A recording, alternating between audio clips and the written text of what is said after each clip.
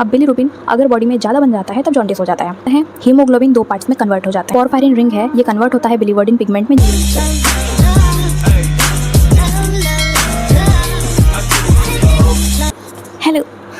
Hello students, so what is jaundice?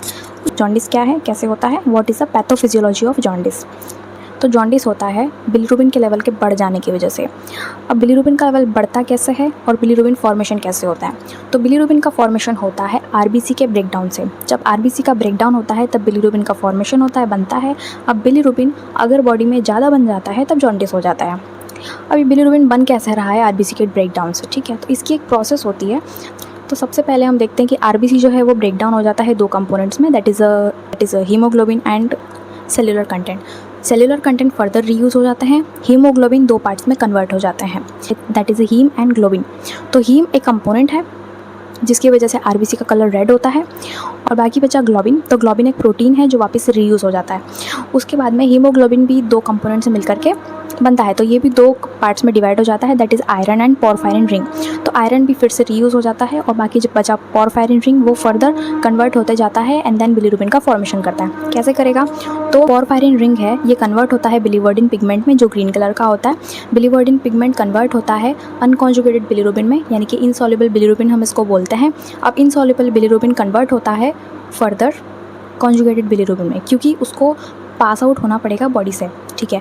तो अब ये कन्वर्ट कैसे होता है? तो अनकॉन्जुगेटेड बिलीरुबिन एल्ब्यूमिन के साथ में मिलके लिवर के पास जाता है। अब लिवर के पास में ये एक एंजाइम से मिलता है जिसको हम बोलते हैं यूडीपीजीटी, यानी कि यूरिडीन डाइफॉस्फेट ग्लूकुरोलिन ट्रांसफरेज। अब ये वाला एंजाइम क्या करता है, इसको कन्वर्ट कर देता है कॉन्जुगेटेड बिलीरुबिन में। अब कॉन्जुगेटेड बिलीरुबिन में ये कन्वर्ट हो जाता है, उसके बाद ये चले जाता है ये चले जाता है गट के पास, यानी इंटेस्टाइन के पास में।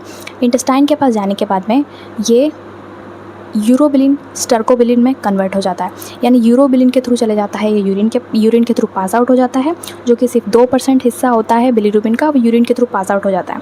उसके बाद बचा 80% जो बिलीरुबिन होता है स्टर्कोबिलिन के थ्रू। स्टर्कोबिलिन एक पिगमेंट होता है जिसकी वजह से फीसेस का कलर ब्राउन होता है, और फीसेस के थ्रू 80% बिलीरुबिन बाहर आउट हो जाता है। बाकी बचा 18% बिलीरुबिन वापस से हमारे सर्कुलेशन में चल रहा होता है, जो कि एंटेरोहिपैटिक सर्कुलेशन में वापस से चले जाता है। किसके थ्रू? तो हिपैटिक पोर्टल वेन के थ्रू वो चले जाता है। So that is the pathophysiology of jaundice. Bilirubin enterohepatic circulation में जितना गया, अगर उसका लेवल बढ़ जाता है तब पर्सन को जॉन्डिस होता है, या पीलिया हम उसको कह सकते हैं। नॉर्मली नियोनेट्स के अंदर 1 to 2 mg/dl बिलीरुबिन का लेवल होना चाहिए, और बाकी बचे एडल्ट्स के अंदर 2 mg/dl इतना होना चाहिए। लेकिन अगर 5 mg/dl से ज़्यादा होता है तो हम इसको जॉन्डिस की कंडीशन में इंक्लूड करते हैं। In next video we will talk about physiological jaundice and pathological jaundice and how it will be treated.